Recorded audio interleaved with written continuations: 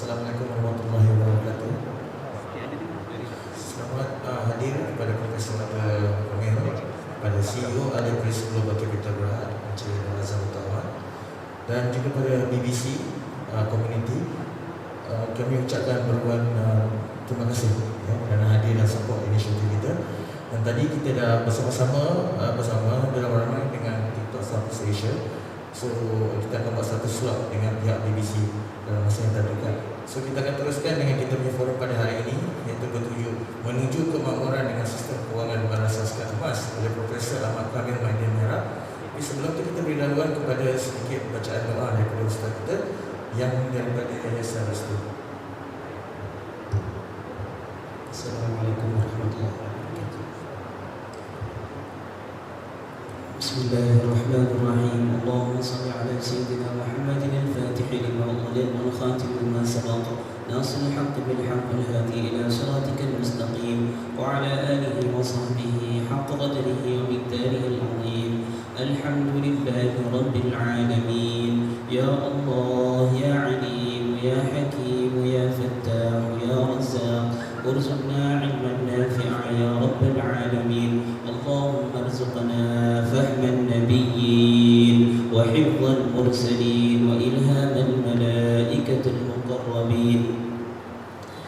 اللهم اجعل جمعنا هذا جمعا مباركا مرحوما وتفرقنا من بعده تفرقا مباركا معصوما ولا تجعل اللهم فينا ولا معنا شقيا ولا محروما. ربنا عليك توكلنا وإليك أنبنا وإليك المصير. اللهم طول أعمارنا وصحح أجسادنا وثبت إيماننا ووسع أرزاقنا وحسن أخلاقنا ونور قلوبنا برحمتك يا أرحم الراحمين. اللهم اجعلنا من أهل الخير واجعلنا من أهل البركة واجعلنا من أهل المغفرة. اللهم اجعلنا من أهل الجنة واجعلنا من أهل الفردوس الأعلى برحمتك يا أرحم الراحمين. اللهم اجعل مجلسنا هذا مجلسا مباركا لأصحابنا وأهلينا وجيراننا وضيوفنا برحمتك يا أرحم الراحمين. اللهم إنا نعوذ بك من عذاب القبر ومن عذاب جهنم ومن فتنة المحيا والممات ومن شر فتنة المسيح الدجال. ربنا آتنا في الدنيا حسنة وفي الآخرة حسنة وقنا عذاب النار. وصلى الله على سيدنا محمد وعلى آله وصحبه وسلم. سبحان ربك رب العزة عما يصفون وسلام على المرسلين والحمد لله رب العالمين. سر الفاتحة.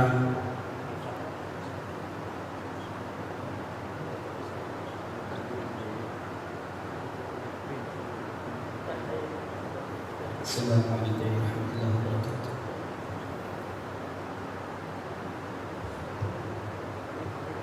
Terima kasih Ustaz. Kita akan teruskan dengan kita punya agenda pada hari ini dengan sedikit introduction ataupun pengenalan daripada CEO Purest Global Capital Berhad. Assalamualaikum warahmatullahi wabarakatuh. Saya mengucapkan terima kasih kepada semua yang datang dahulu dan datang live. Okey, kita bersama-sama di sini adalah untuk bersama dengan rakan kita di sini ataupun dalam usaha lain untuk bersama-sama mendengar belajar apa itu the future of Islamic finance. Dan kita bersama saya adalah Profesor Dr. Ahmad Kamil Maidin Merah. He's one of the high scholar kita dalam Islamic banking and finance. Dia punya credential dia cukup on time lah, orang kata cukup lama kan. But we have the opportunity to collaborate together because dia adalah one of the founding member of MMJ, Movement for Monetary Justice. He's a chairman and he's also the founding member of Al-Ebreiz pada ketika kita punya foundation dulu. And anyway, perjuangan kita belum selesai.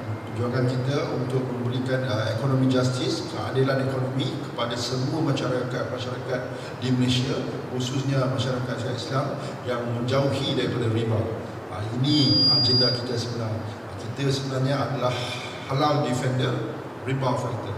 So this is our agenda, and we are bringing this to the nation of citizen to actually embrace the economic justice yang the education that we are going to provide for you guys untuk bersama-sama dengan kita dapat freedom in economy. This is why we need to learn. This is why we are here today to make sure that every one of our citizens of Malaysia and abroad to actually have this new to digest a new element of adventures that we are providing to you guys. We have engineering. We have architect it, we have convert the blueprint into the reality so that you guys can actually live with that platform which we are providing to you in day out of day-to-day life. Thank you. Thank you so much, Mr. CEO.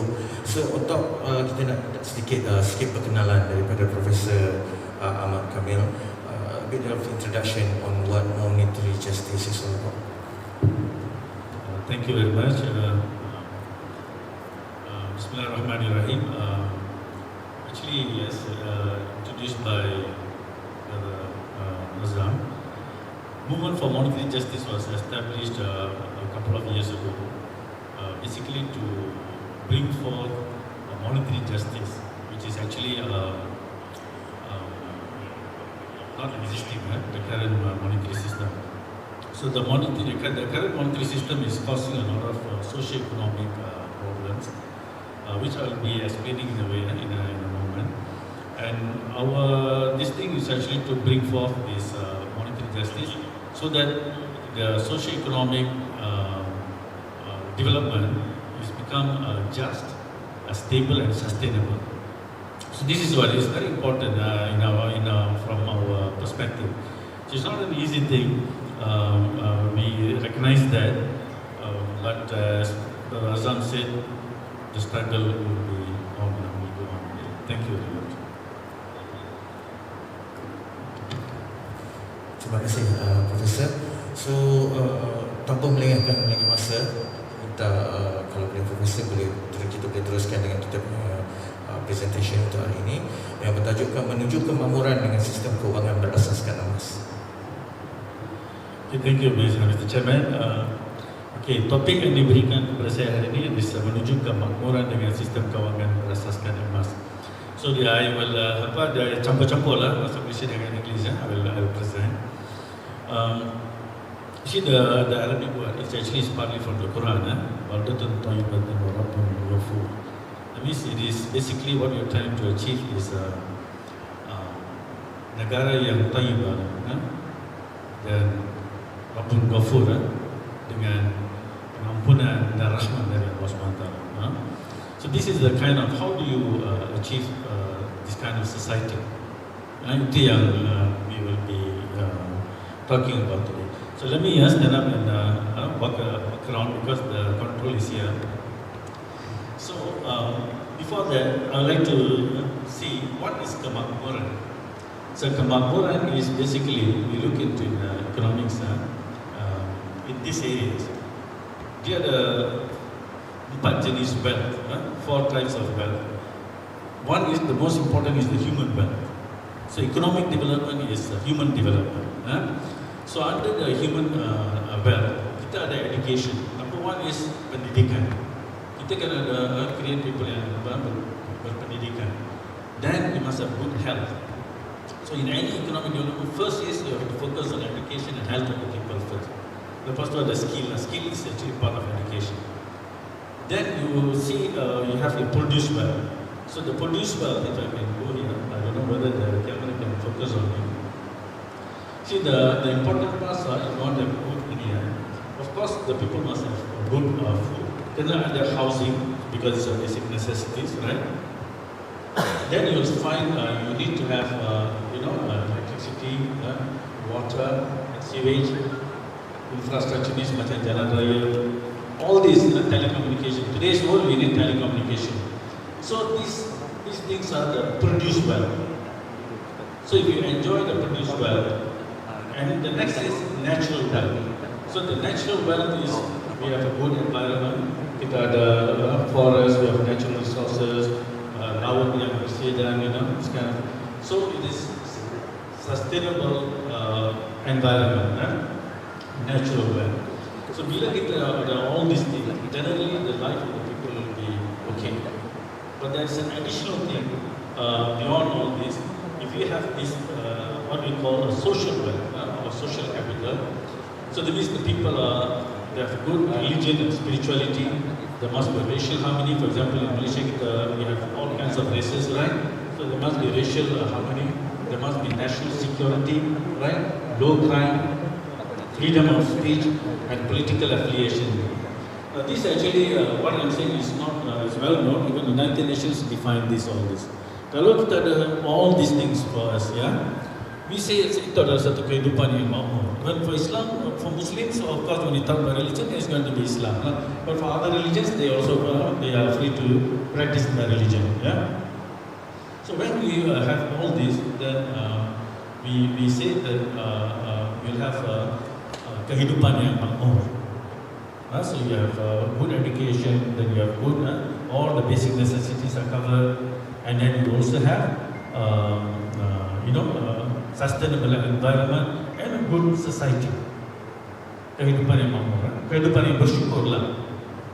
So now what I want to do is I want to take you to what is happening in the present system.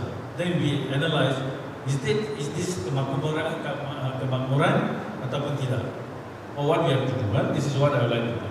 So the first thing is I would like to take you is to something very old. This is actually the price of things. Harga barang-barang makanan di pasar Kuala Lumpur in 1897. It's a very long time and taking 125 years back. But I have to show you a point. That's why I'm taking you there. I want to stress a point. So you see, this is harga. For example, you look at harga ayam, chicken. It is 25 cents seekor. 25 sen. Then you ada satu ringgit boleh beli 4 ekor ayam. Right? 125 years ago. So, and you can also see, for example, let's say, what else? You see the beras, beras yang, you see, it's a RM4 satu pikul. You know how much is satu pikul? Satu pikul is 60 kg. 60 bag, 10 kg tu. 6 bag. 6 bag of 10 kg tu harganya RM4 10 sen. So, what I'm trying to take you is this. Let's compare the price then and price now. 125 years later. So 125 years later, if you notice ayam, here that time is 25 cents. Because that time, the measurement is not in kilogram. So satu kati is 600 grams. So I converted back into kilograms. So this is the price in kilograms. It should be 1897, not 1897. I just convert this price in kilograms so that you can compare today's price. So if you take, for example, ayam from 25 cents, now it has become equals about RM20. Suddenly harga naik, now the naik lah RM20. So the inflation is 8,000%. The thing just multiply 80 kali harga ayam. The price has gone up 80 times. And also daging lembu, if you see, also 25 cents one kati, which means it's 42 cents only 1 kilogram. So from 42 cents 1 kilogram, now it's about 36 ringgit 1 kilogram. So it is about 85 times harga dia sudah naik. Tapi the worst is what is roti. Roti, if you see 900 grams, which is 2 pound, that's 2 pound. If you notice, it used to be 2 sen aja. Macam roti Bengali tu, 2 sen aja. Kan? Tapi sekarang you notice it is about 36, what do you call that? Not 36, I'm putting roti ya, okay, 6 ringgit sekarang. Why I put 6 ringgit? Because the roti gardenia now, actually was only 600 gram, almost 4 ringgit. So if you convert it to similar to this 900, harga dia 6 ringgit lah. So the roti harga is 300 times increase. 300 times. So this is what I'm trying to show you is that the price of things have escalated in 25 years many times, as you can see the last column. So inflation is there. But we need to know later why this is happening. This one. Now, I want to compare to take you to some. You see, this is the actual 1 ringgit at that time. The ringgit in paper money, of course in 1860 they introduced the ringgit. Tapi ramai yang tak tahu, the original ringgit is actually a 20 gram pure silver coin. 20 gram silver coin. And then you have the Kelantan coupon which is 0.6 gram of gold. So harga sekarang ni, this one is 80 ringgit. 1 ringgit dah jadi 80 ringgit. And then the gold is now about 156 ringgit, 0.6. Okay? So this is the original money existing at that time. So what actually caused this price to meaning? Why? What happened? Why the price increase macam tu? Apa yang berlaku?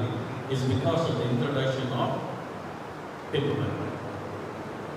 Introduction of paper money is what caused the price to go up because it's very easy to print.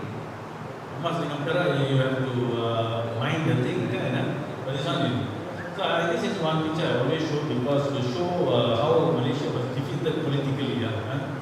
Because you see, this is the money in 100 years ago.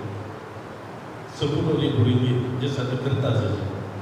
So you notice the price, kalau 2 sen you can beli so many things. 10,000 ringgit, just a piece of paper. You know what is the purchasing power of this? The sama dengan 10 juta ringgit of it. So if my printer, just if you print the paper, once the money is printed like that, I can buy land, I can buy a paper. 10 juta ringgit, just one piece of paper. Purchasing power dia. Because masa tu untuk 2 sen, 3 sen you can have your lunch already. Betul tak? So this is how, once they started to print the money, so you see inflation is growing because we are creating a lot of this paper money. So this is to show you the housing, especially for our younger generation.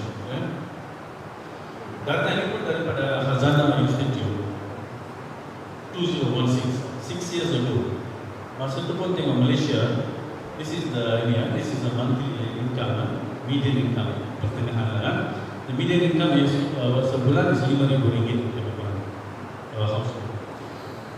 So you notice the price of a home, someone with this is normally in economics, what we do is 3 tahun punya salary. So 3 tahun punya salary is affordable. Okay, so jadi 3 tahun, so this is your monthly income. Dalam 3 tahun ini, the total amount of this in 3 years is 188,000. So an affordable house in Malaysia, the median price would be at just 188,000. Tapi the actual median price of home in Malaysia is 313,000. Jadi rumah-rumah pun dah jadi apa? Severely unaffordable. Because dulu, waktu this data is seriously unaffordable, but now it's already beyond 5 kali. So rumah-rumah pun now severely unaffordable for our younger generation, which is a basic necessity. So the introduction of fiat money, movement of monetary justice, it is the introduction of the fiat money that is actually significantly responsible for this. Why the homes have become unaffordable to most of the people. And that has also implications if you notice kalau rumah dah jadi tak mampu dimiliki kan, jangka masa pinjaman dari bank pun dah sampai 35 tahun sekarang. When my father took the housing, it used to be just 7 to 10 years only, my father's time. When I took, it was 15 years. Younger generation dah 35 tahun. So you continue, the semakin dia akan ini. So the system is actually, you have to understand, is actually grabbing a lot of your work. You're going to work normal, macam biasa, tapi 35 tahun of your work is being absorbed by this, the monetary system. You need to see it that way, no? And you can see the system today, most of the money is actually created at the bank by sebagai pinjaman, loans. So that's the reason why the Malaysian household debt also sekarang as a ratio to the GDP is already 93%, which is very bad. So people are all becoming indebted. Semua jadi si hutang, si berhutang. Kalau you jadi si hutang, okay juga. Semua hutang. So everyone is becoming indebted by the system. Yeah. So if you notice, this is from number of bankruptcies in Malaysia. You can see it's growing. You see especially the December after the PKP, it has actually increased the number of bankruptcies in Malaysia also. So the younger generation are even becoming bankrupt. For example, you look at the data here. Siapa yang banyak bankrupt ni? Umur 25 tahun, 34 tahun, almost 23%. One in four. Umur baru yang belum mula hidup lagi dah jadi bankrupt. Betul? So change of 35 to 44 is 36%. Yang paling tinggi is umur 35 hingga 44 tahun. So you can see the bankruptcy also rising among the younger generation, right? So as an economic, they think, what kemakmuran are we talking about? People cannot afford a home. Prices are rising like this, and then you also find people, young generations are becoming bankrupt, Okay. So this is what we are highlighting. This is mostly young bankrupt. This is on the bangsa side, just to give you an idea. But not only the households and individuals are facing this. You also notice perniagaan pun. Many businesses are also indebted. Kerajaan pun indebted. Baru-baru ni after PKP, they increased the threshold, debt threshold for the nation from 55 to more than 60% already. So you notice, you see this is the federal government debt. GDP pun as a percentage of GDP dah naik sampai 62. So the government had to amend the law in order to borrow more to finance the pandemic. Alright. Now the other one is our graduates. I pity our graduates in this system, in this monetary system. Ramai sekarang ni tak ada kerja. Dah 2 tahun yang graduates pun tak ada kerja. So about 500,000, almost 500,000 graduates without any work now. Then you see the entry level, orang yang baru keluar, new graduates. Bila dia orang pergi masuk kerja, kalau dapat kerja monthly pay is about 1,800 je. Right? When I graduated in 1987, 40 tahun lepas 1987, masa tu pun buat 1,200, 1,300. Tengok rumah dah berapa kali ganda dari ini, kan harga barang semua 800 kali ketika from 100 years sudah naik, tapi gaji dah naik. So when our graduates, they are supposed to be the cream of the country. That's why they go to university. Tapi when they graduate, gaji dia adalah below poverty level. They don't have to pay tax. So something is seriously not right with the system. So we need to correct that. Apa benda yang salah di sini? So this is what the movement of monetary justice is championing. Now additional problems to the current situation. Further inflation is expected. Further inflation. Satu sebab apa? The pandemic, COVID-19 pandemic of the lockdowns. Lockdowns destroy many businesses, supply chains semua ni. Jadi the supply of barang akan kurang. Bila supply barang kurang, harga akan naik lagi. So we are expecting more. That's why you are seeing prices are rising in the market. Makanan semua melambung like anything, right? That's number one. Shortage of goods because of the initial lockdowns. Yang kedua, quantitative easing by some nation. Quantitative easing ni adalah where the country bring more money to solve the economic problem. They call it the word quantitative easing. Jadi bila government screen, so we are expecting more. That's why we are seeing prices rising in the market, makanan semua. Especially America, they know the declines of dollars. That's number one. The real shortage of goods because of the because it is purchasing power worldwide using by population. Export the inflation the declines of dollars. Because now the real shortage of goods because of the because it is purchasing power worldwide using by population. Export the inflation because now the real shortage of goods because of the purchasing power worldwide because now the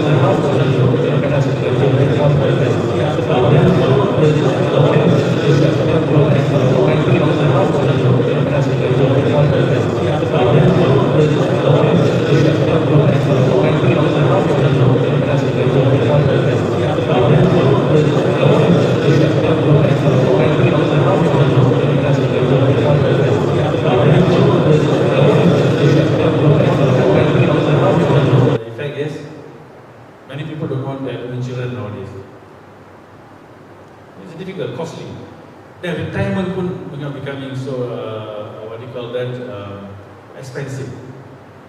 Tak cukup. Cuba tengok KWSP punya data ni. People once they retire 5 tahun aja habis ni.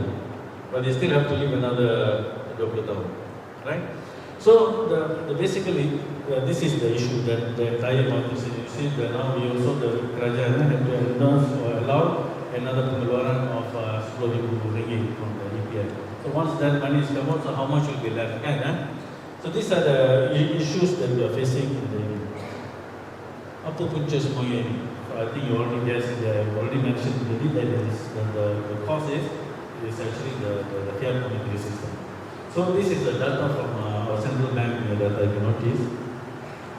This is the definition of money lah. Kalau M0 tu, M0 is our coins and notes, okay? And M1 is this notes campur dengan pinjaman yang dia money created by the bank. Jadi bila kita pinjam duit daripada bank will create the money through the accounting process, right? So that is so total. If you notice, what I'm trying to show you is, cuba tengok M1, 513 million, right? So that is the amount of money. But if you look at the nominal GDP or real GDP, it's even less than that. The nominal GDP is even less than that. Artinya wang dalam peredaran sudah lebih besar, lebih banyak daripada size economy that they are able to create. That's actually very bad, because you are supposed to have small amount of money, and the money will circulate in the economy and create the economic. Jadi the circulation of money is called the velocity of money circulation. So here it is beyond the velocity itself. So you can imagine our monetary system has created so much of money in the system. So what will be the effect? Inflation, the cost of living, the homes will become unaffordable. Some money in our this thing. This is the root of it, right? So this is the root cause. Yeah? I mean this. I always tell people this is my one slide. I will show hefty presentation, but maybe I don't have to explain this further. This is the real economy. This is how your economy grows. Real economy means what you produce are real things lah. But this is the way of money and you go and check for any country. So you will always go boom like that, exponential growth.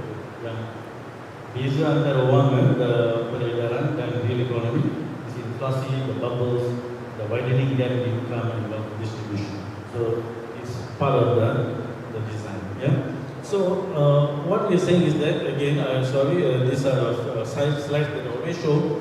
So this present monetary system yang kita having, it creates all this, economic inflation and all the problems of the economy. It creates, in society, the crime levels rise. We have environmental problems of today, unsustainable environment, the politics, the loss of sovereignty, and the shrinking population many nations are facing. Actually, we can actually show you or talk on each one of them actually, but that's not the objective of this presentation. For each one of them, we can show actually how the monetary system is creating all this. So that's the reason why the present monetary system has caused the current economic system unsustainable. So accordingly, you notice United Nations and all these organizations are talking about sustainable development goals. So they are the 17 of the goals. So they are saying yes, all this has become unsustainable, we have to focus on that, but they are not addressing the root issue of it, which is actually the monetary. So if you ask them from movement of monetary justice, all these sustainable goals, you can't achieve them unless you address the root problem of it, which is actually the monetary. Okay? So we realize that these are issues, but okay, apa yang kita perlu lakukan? These are solutions. Basically, what I'm trying to show is that the current monetary system yang kita ada is actually based on riba. So we are trying to address from riba to become a non-riba monetary system. This is what we have to do. So the challenge is big because there will be political and everything there. So what can be done, we do, and then until we get some political will, then we can go to the real solution. Alright, so if you notice, even experts in Islamic banking, for example, Professor Imran Khan Niazi is if you want to understand what riba is, I would recommend this book. Yeah. So he says the truth is that if the strict legal position of Islamic law is adopted, all transactions in cryptocurrency will become invalid. See, to show them this, all everywhere throughout the world are using paper currency. So sorry to disturb you, sir. So sorry to stop you on the speech. We have a question here by the Asia CEO community. What is your forecast by 2025 for Malaysian economy and how will it impact the community? The forecast for Malaysian economy, well, if we address these issues properly, then we will be in a good position. But if we go on the current path, I think the economy will be not in a good position because the rich people will become richer, yes, but majority of the population will be having hard time. Yeah.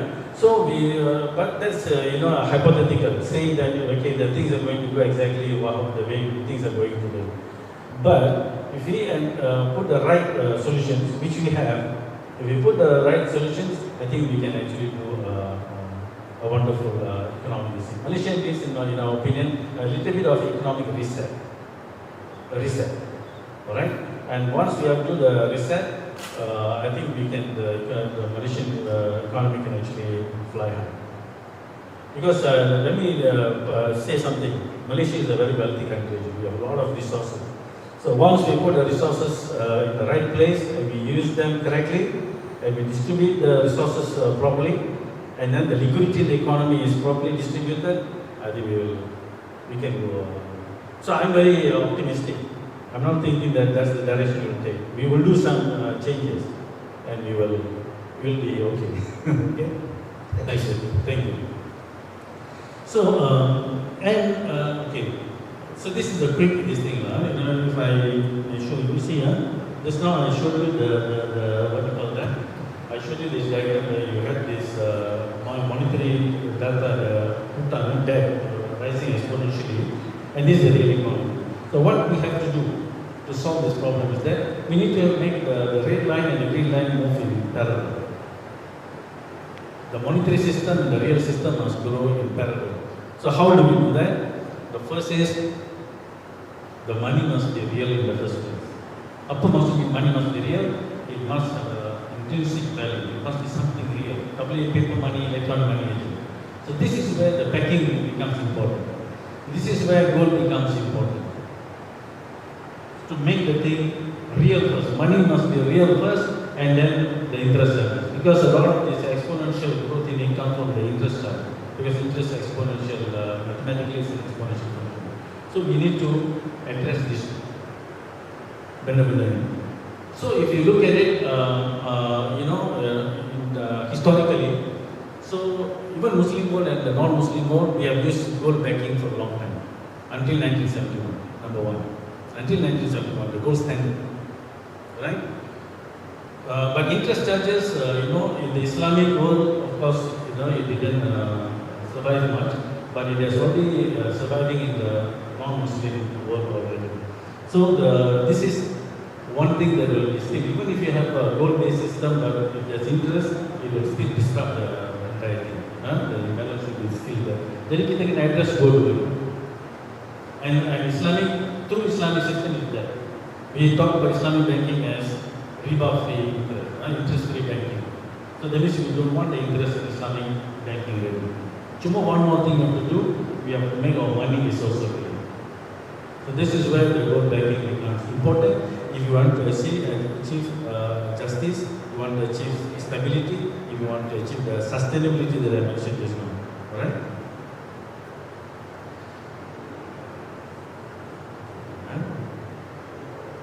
Okay. Now one of the most important thing when you talk about good money, it must be a good store of value. The thing, the money must keep its value for long periods of time. Right? So just now you notice 125 years, how the money has lost its value.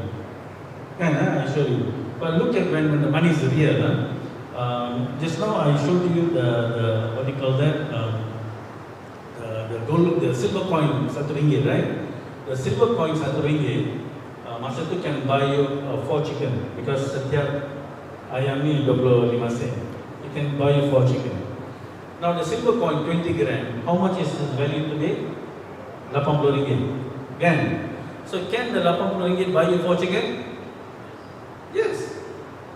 Correct or not? So if you had the ringgit in silver form, walaupun for 125 tahun, it can still buy you your 4 chicken. See that? So this is what we mean by store of value. Dia boleh tahan, nilai dia, tahan nilai dia, which the fiat money cannot. See? So this is the link, the link, necessary link we're talking about to create. Jadi to achieve the 17 goals of the Sustainable Development Goal, we from we say kita perlukan 2 goals tambahan dia. Satu is we need to have some form of gold standard. We need to return back to gold backing. Number 2 is the importance of peaceful education, spirituality and character building. That's another thing we can one of these days we can talk about why that is necessary. Okay, but in this training, in this presentation, we are talking about the importance of gold linking, and it has to be also interest rate. So this is where the solution for Islamic solutions are coming in. Okay. Now, what can we do in today's world? Because today, gold is not money. There's no gold backing. So even if you this thing, you want to do it, then we need to first achieve the political will first. So the political will is not there yet. So kita kena lobby until to show that this is necessary. So this is the first. So what we can do is that as individuals, as companies, even government, they can do gold-backed financial management. Now central banks of today, they actually champion the fiat money. Betul tak? Right? Central bank. Do they do gold-backed financial management or not? No, they do. Because gold is the only commodity held by central banks as a reserve asset. See? They call it high-quality liquid asset, HQLA. So even central banks, they know the importance of gold. So that's why they do financial management. using gold, right? So can it trickle around to the government, to the people? Yes. This is what everyone should do also. Until we get a political will that yes, even the fiat money must be linked to gold, which is basically going back to gold standard. So to give you a simple idea of what we mean by financial management, let me see if you have a lot of cash. So part of the cash you get converted into gold first, so that it maintains, protects your value, restore value. Yeah, like the because if you go to the supermarket, you still have to spend in paper money. So if you ask me, I'm a proponent of gold this thing. But why do I keep this paper money in my pocket?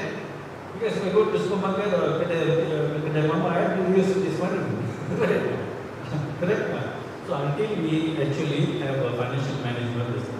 But do I keep all my savings in this thing? No. Get it now. So part of my savings should be actually in terms of gold to protect the value of my savings. This is what I mean. To give you an example, these are the dividends paid by Tabung Haji from 2002 sampai 2021. Annual dividend, okay? Tabung Haji is saying today, you need 9,980 to go for Hajj. But I mean the actual cost is actually 22,900.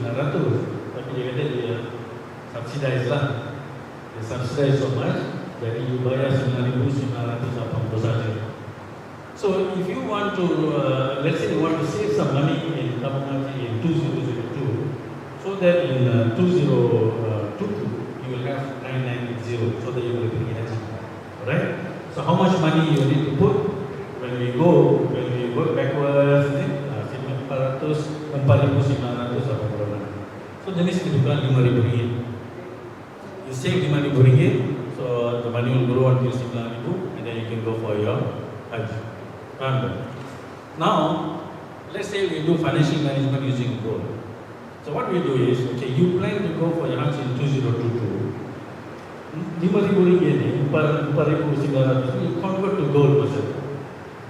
So masa tu 1 gram RM33 saja. Only about 33 ringgit. So you can buy 151 gram. Masa tu, So you put your savings in gold instead of ringgit. So in 2022, when the price is now like today, 260, when you sell, the value is 39. So you buy a 9,090. So you can go for your Hajj, plus you can have another 29,000 ringgit. So you can enjoy your Hajj nicely. Boleh beli macam-macam ke sana. 29,000 ringgit. Betul? So if you kept all your money just in fiat money, you can go Hajj only. But if you do a little bit with financial management in gold, then you can get additional. This is what we're trying to show. What do we mean by financial management using gold? So Al-Ebreiz has come up with an app for you to do that. You can buy this thing, and later you should be able to. When you want to pay for something, it will convert your gold into fiat currency, and then you pay for it. So you can have fiat money and gold in your savings account. So this is what basically they are doing. Yeah. So there are, just to give you a little bit of knowledge, there are 4 types of money from Islamic perspective. One is where you use the gold coins itself as money, that means you can pay using dinar or dirham when you buy things. Number 2 is the gold can be placed in some bank or some vault. You issue paper notes or electronic records backing the thing.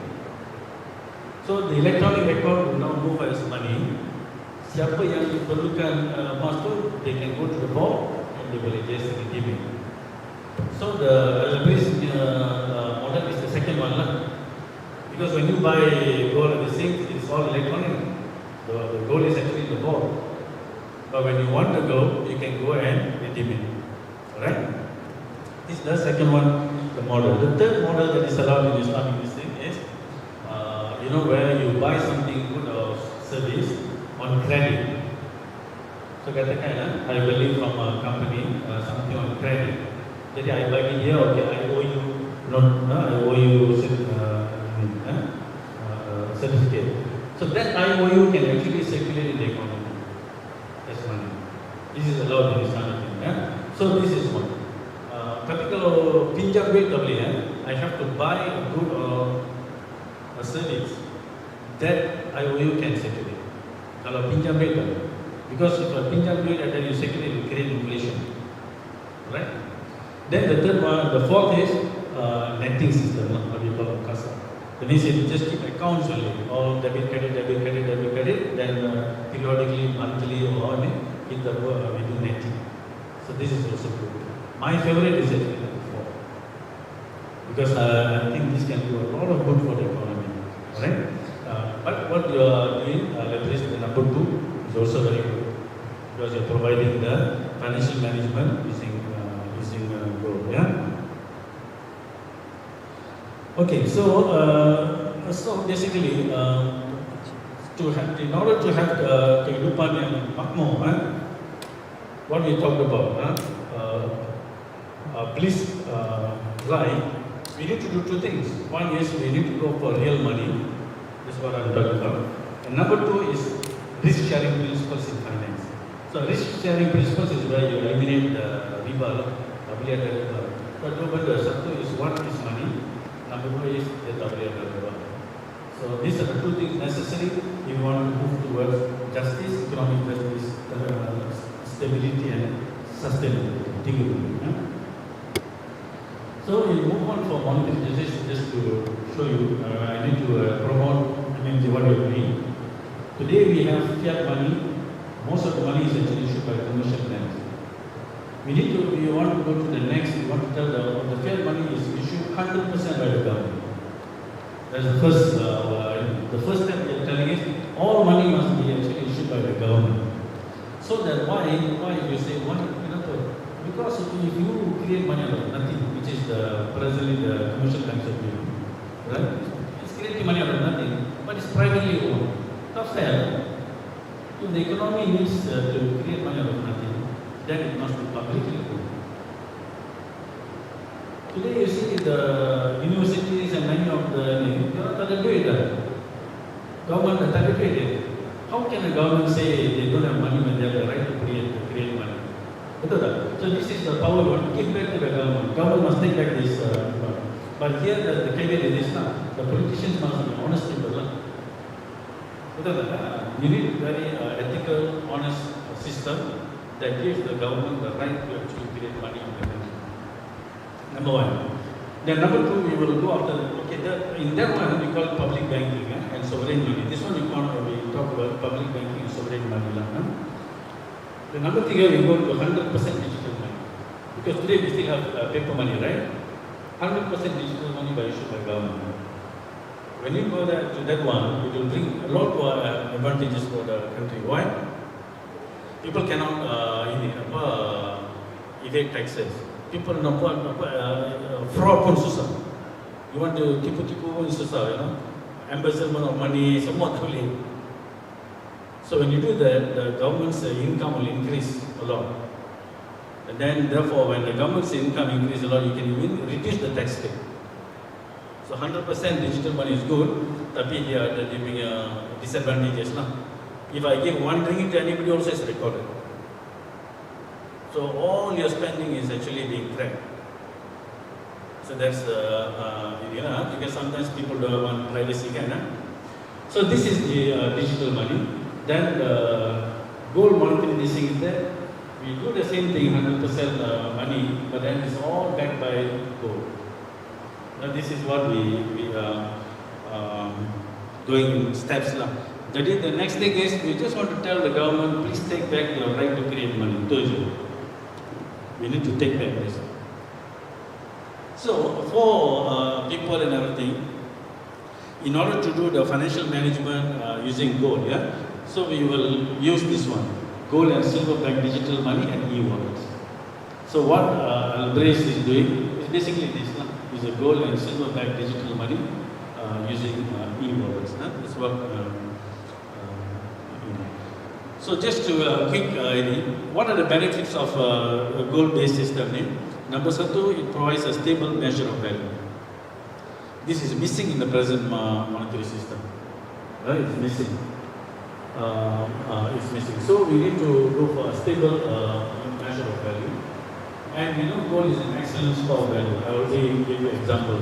It's an excellent store of value. And there will be no monopoly of international preferred currency. So if you notice, recently, China, a couple of years back, they established petro yuan, but backed by gold. Isn't it? So now that's what's going on, isn't it? Even Russia, Saudi and things, they are trying to move towards petro yuan. Politically, it's something very risky to do. You know what happened to Iraq, you know what happened to Libya, right? But that is, from our perspective, it is good for the entire world. But of course, when you talk about sovereignty from the US side, it is not good for them. So how do you solve between these two is the issue. But China has done the petro yuan and backed it by gold. They see why it is important. Yeah.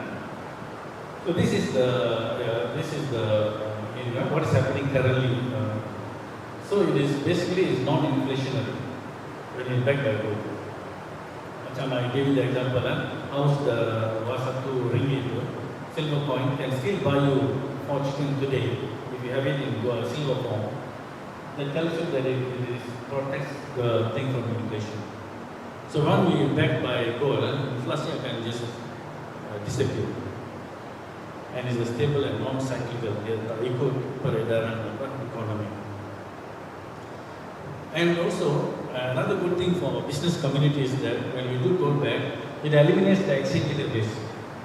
Exchange rate risk is one of the the biggest risk a lot of volatility in the economy stems from that. So we can also avoid exchange rate risk. Yeah? So all in all, what we are saying is that returning back to gold and doing some financial management using gold, it is something desirable. So I'm not here asking, giving you investment advice, buy gold. This is not investment advice. It is protecting your savings and then bringing a sustainable, just and stable economic system. They can elevate everybody's standard of living. This is what we're having to do. The present system, if you go on like this, a lot of our youngsters will become devastated in the future, especially in the younger generation. And many businesses are also now failing already. So we do not want to go in this path that we are going now. We need to correct this, and we can actually put the Malaysian, or in fact the world economic trajectory in a better trajectory. Okay? Is there anything? Okay, Allah. Thank you very much for your patience. If you have any questions, inshallah I will answer. And my signature pictures will be always this baby. Okay, why? Yes. Yeah, please. CBDC. Pardon? CBDC. The central bank currency. Yes. Okay, if you notice from what I showed just now, the central bank digital currency is, if it is controlled by the government, I will support it. Because that's what the number one, number two I was saying. You're saying 100% issued by government. So if the entirely it is the CBDC is the money of the country and is issued by the government, we are for it. Macam mana? Bila macam Prof cakap tadi, bila CBDC ni dilancarkan, yang mana dia di-issue by government, adakah bank-bank semua akan lingkup? Yes. Confirm? They have to follow. Because once central bank decides, then the rest of the banking system follow. So this thing carry is this. It must be government issue. You understand what I mean? Yes. That's the thing. You can actually bring a lot of, you see, if you notice just now in my slide, I'd like to show you this.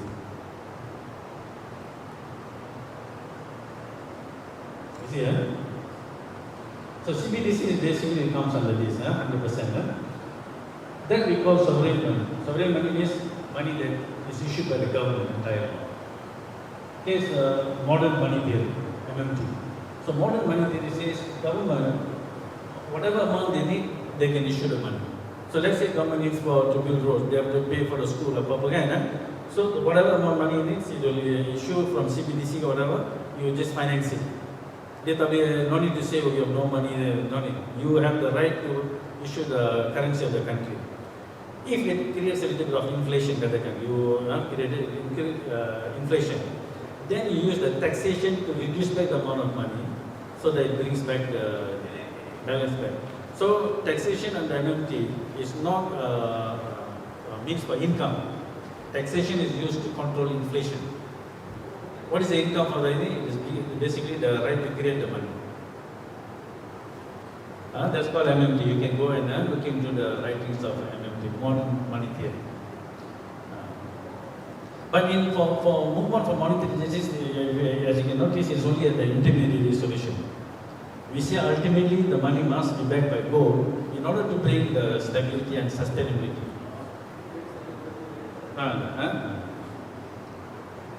Okay?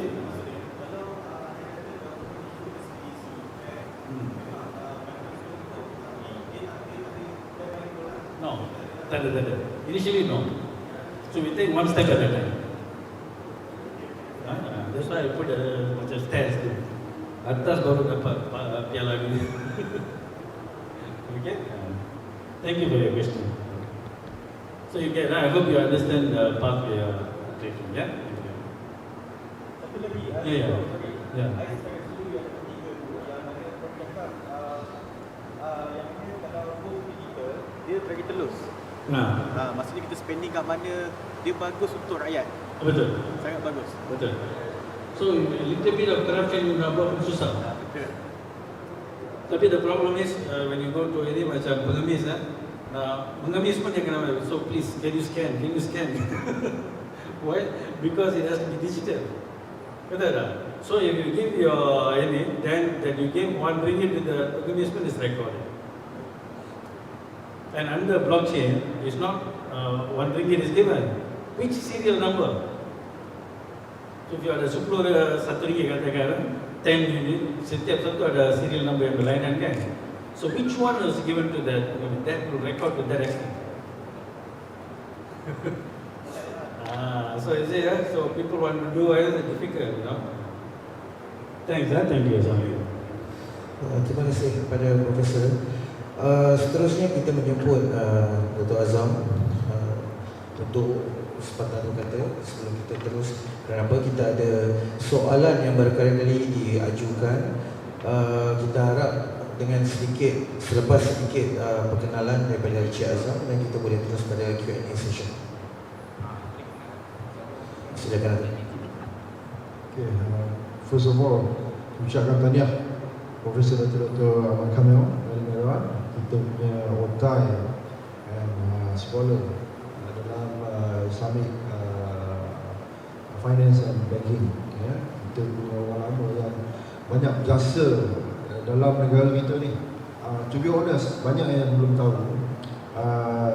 Prof Kamil adalah yang mencipta, yang design Dina Perak, Dina di kerajaan Perak, Perak. And he's one of the pioneer masa zaman saya dengan dia, dengan Profesor Umar Ibrahim Badio, dalam Dina Dirham, Dina ekonomi pada zaman Tun Mahathir in 2006, 2008, something like that, right?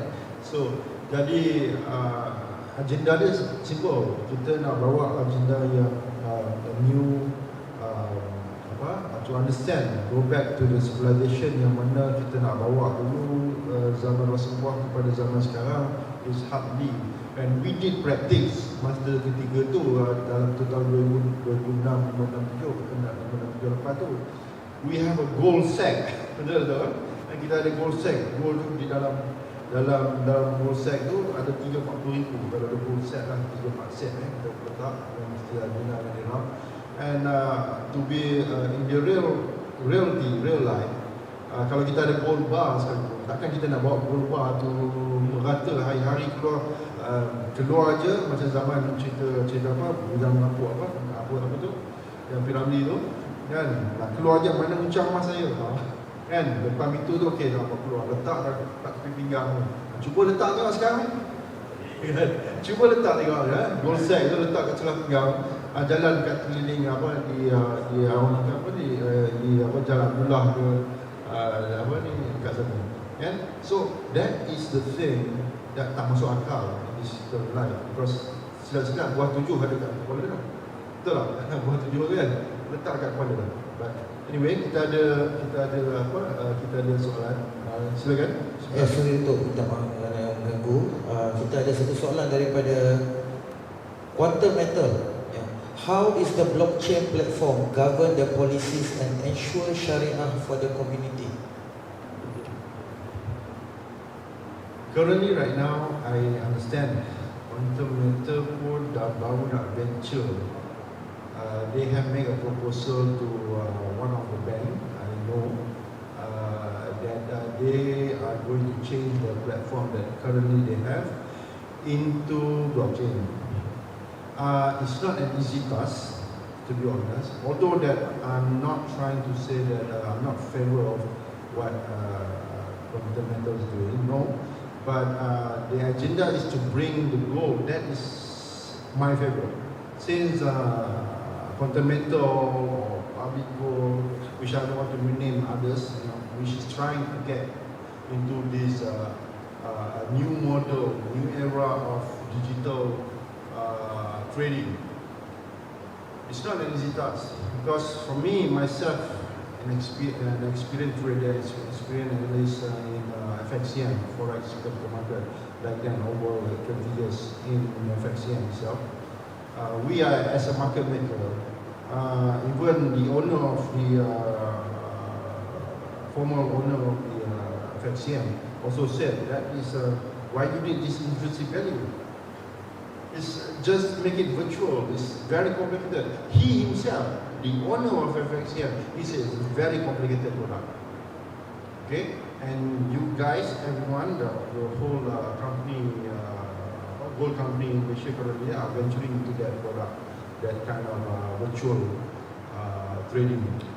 It's not easy, and leveraging is actually, to be honest, myself, an experienced trader and experienced market maker. I'm not a dealer. I'm not a retailer, a principal, or name. I'm where I came from. I'm a market maker. So creating a market maker is actually something that leveraging is something that whatever you do is actually there is an interest behind that. Okay, there's no way that you say that leveraging doesn't have interest. Leveraging can be Shari'ah. There's no way. No way. You can say that in the first stage, you are within your retailer, within your consumer, you can say no interest. But at the level of with your dealer, with your principal, with your market maker, all this level, all these 6 level, you got to pay interest, overnight interest and all that. There's no way that the interest is not going to be, you can say that you package this product as a Shari'ah, leveraging. There's no leveraging in Shari'ah. During my time with FXCM, we call it friendly Shari'ah. It's only friendly. We cover up the interest, overnight interest, we cover up the, we absorb the overnight interest, or absorb the interest rate, but with the principal, with the dealership and all that, must pay interest. There will be interest. There's no way you say that there's no interest. In leveraging, there's no way. If anyone wants to debate with me, yes, I will dare to take that. Because why? I came from market maker. And this is not something that you can play around with the Islamic Shari'ah. This is against the rule of God. And this is something that you cannot package it, that something is halal, haram is haram. You cannot mix that together. And for me, backing into the blockchains is a very good idea because it created the serial number. This is what we are doing currently. We're in the stage of React technology, React native technology, which is we have crafted that technology until we design and we engineered it to the form is tagging back by every serial number that we the purchase order or the trading orders. Okay, it's paper trail. It's paper trail straight away to the cereal bar or to the dinar or dirham coins, right? And all these coins, we are actually a kedai emas. Kita ni kedai emas yang mana like others kedai emas in the market, that we are tagging every emas yang kita trade, kita jual pada masyarakat. Sebab dia ada macam receipt kan, receipt pembelian, dia ada dia memang dia tak ada serial nombor dekat cincin or what kan, cincin or macam mana nak letak serial number, but actually that serial number is actually tagging to the receipt that we need. This is what we are currently doing. We crafted, and to be honest, the one that we have designed for this our platform, Aladdin Gold, is actually is a state of the art. Never in the world, in this current modern world, ever come up with this kind of business model and digital platform that we are providing to the public. Right? Not only to the public, but this public must be our subscriber first.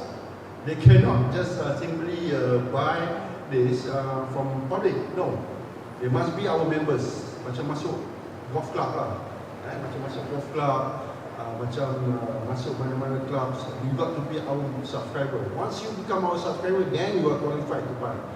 Without that, you are not allowed to buy. So this you must be a member, membership. We call it subscriber. So the platform that for the blockchain, yes, I'm into it, but different. Don't not mix our platform and others' platform that trying to create and recreate its business model. They are venturing into crypto. This is another blunder that's going to be very soon. It's a matter of time only. Because a time in 2013 when we tried to create a new digital economy, which is in 2013, they call it Hybrid Banking Grant. Okay, I'm one of the members who actually become one of the participants, our colleagues. We try to architect what's going to happen for the next 10 years. This is what I have seen 10 years back, in 2013, almost 10 years back. What happened now, we already foresee at that time, 2013. And now is the time that I think that you say all this Bitcoin, I'm not against it, but to pack it as Islamic value or Islamic principle, compliance, nah, it's not going to be a real compliance.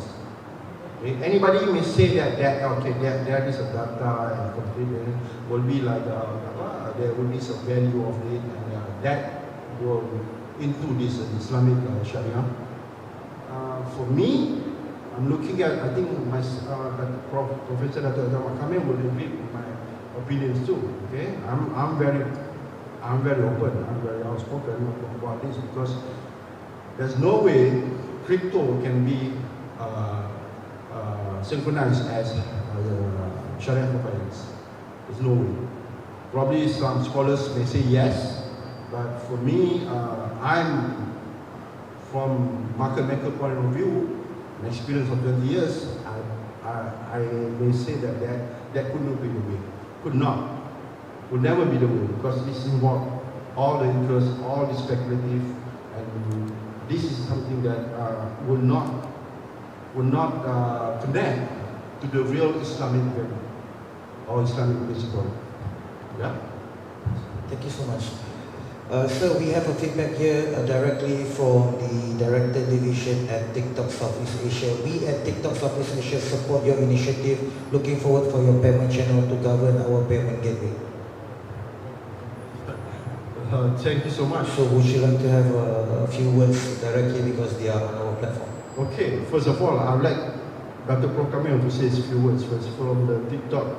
Dato is actually a new deal with TikTok. He's never been, but I think this is the first time you are in TikTok, right, Dato? I would like Dato to answer that from the director. Oh, that's actually very good news, what they say. First, I would like to thank them for supporting this. This is the way to go in the first place. If we bring people to come into this kind of platform, then it will bring a good economic well-being for everybody. That's our objective. But the thing is the political will also. Hopefully we can get the political will. Yeah. So we'd like to thank again their support. Thank you so much, Professor. And thank you. For me, I would love and to embrace TikTok measures and the team, which so far, which is I have learned this couple of weeks, almost 2 months now, I believe, from our moderator and our key guys, PIC, and our team who connect us with TikTok and any other social media. That I have learned something that you guys is actually having a very tremendous platform. Yeah, of course you have a very good database, good audience and all that, but we need to work with each other so that we can complement each other in a way that where when this the current platform that if you guys using it and your platform audience is one of the subscriber to it, I can say that TikTok will make a new step to the future of Islamic hybrid finance and embrace with us, and we will embrace this together, and definitely with the support from TikTok and the rest of the community. I will say thank you so much. By the will of God, we will make some difference. Thank you. Right, thank you so much, Dr. Azam. So, without further ado, we would like to conclude on your foreign presentation, and we will conclude the whole ceremony. Alright, terima kasih so much. Okay, that's it, Lord. Alright, that's it. Alright, so I would like to welcome, my name is Muhammad Azam Dr. Muhammad. Alright, I actually one of the I'm bukan kata conspirator lah. I'm the one who actually proposed the crazy idea. Okay, I came back from the state, didn't came back home. Dah lebih 10 tahun tak balik Malaysia.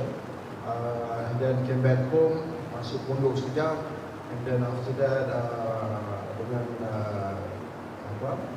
semangat to go from pondok, he asked me to come to Kuala Lumpur from Kelantan. I came and I met the first person. The first person I met is actually Dato' Abdul Manak Abdul Wahab, former CEO to Bank of Malaysia. Okay, miracle that he gave me. He opened up the path. Kapet merah pun disediakan untuk saya. To what I'm trying to say, I bring the ideas and contact Prof. Kamil. Prof. Kamil actually I contact him first before Dato' Abdul Manak. But Prof. Kamil was on the journey to some places. So he said that, okay, contact Dato' Manak ada dekat di asal situ, tomorrow, so we can meet him there. So I met him and I brought the idea. It's a crazy idea. Orang kata idea yang gila, tak pernah orang buat, kan? But this crazy idea, kepada Dato', and the next day I met Prof. Kamil, Prof. Kamil to the office, and then after that I told him also, and he was very supportive. And Dato' Manak, why? Because I'm creating a revolutionary product that have never been crafted yet in this current era. So now my obligation essentially has tremendously bukan kata architect, engineering, the blueprint yang kita buat tu, idea tu jadi kenyataan. In reality, it's already in your smartphone, okay? In your smartphone. So anything you need is over here. Your goal, macam saya cakap tadi, the goal that you can back then in the zaman Rasulullah SAW or zaman before the civilizations, modern civilizations, kita bawa goal semua pakai macam, betul? Okay? Dan sekarang ni memang tak selamat lah. So these are the things that we are coming out with a new revolution where everybody, semua orang dapat menikmati keindahan ekonomi justice yang sebenar, keindahan sistem kewangan muamalat yang sebenar. Yes, everybody claim they have muamalat, Prof. Tapi cara muamalat yang ada dalam pasaran is dia tweak sana, tweak sini, kan? Dia macam kisah dia macam inilah. Zaman Nabi Allah Musa AS, when they said that Allah forbid di kaum dia, his race, not to fishing on Saturday. They make a trick. They make the plan. They cannot fishing on Saturday. So what they did is on Friday, on hari Jumaat tu, diorang letak jala, kan? Lepas tu hari Sabtu tu betul lah dia ikut, because God forbid them to actually fishing. They did not, because hari lain semua ikan kurang. Hari Sabtu je ikan banyak. But they put the plan, they letak net. Hari Sabtu dia tak buat, hari Ahad dia ambil hasil tangkapan ikan tu, fishing tu. So what it said, you are tricking the forbidden act that Allah has released. Tuhan dah kata itu adalah forbidden, jangan buat, tapi you buat juga, walaupun you tak buat hari Sabtu, but you trick Allah SWT. You trick the system. How you trick it? You trick put on Friday, Sabtu tak buat apa, hari Ahad you collect the whole hasil. You know what happened to them? They was cursed to become monkey. They was cursed to become monkey. Alright? These are the kaum yang berlaku sekarang ni. Alright?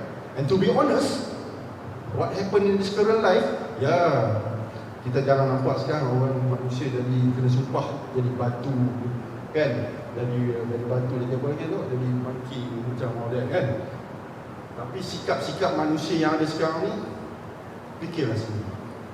Sikap-sikap manusia, sikap-sikap pemimpin, okay?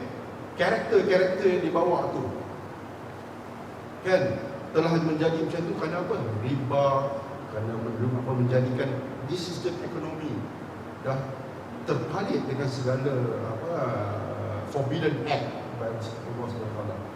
And this is not only forbidden, Allah mentioned that we will act war against these people. Okay? Rasulullah and Allah against war. Maksudnya you buat benda ni, act ni, you trade benda ni semua, you adalah enemy to Allah SWT dan Rasul. So this is the system that we have currently in the market, and I think that my eyes is not so neat, but okay, now the future of Islam, finally kita bongkar rahsia berkata, sistem kewangan Islam sebenar. Okay, sedahkah anda? Okay, what we have currently right now is actually kita dah ada playbook kita dah ada playbook kita apa? Quran dan hadis. Okay, we go back to our playbook. That playbook will actually safeguard us in civilization. As analyst, saya pengkaji research analyst, saya buat trading, trend trading tu sentiasa repeat by itself. Okay, historical pattern always repeat by itself. And Abdi Datuk pun ambil almost of the data, almost of the research from the historical data, right?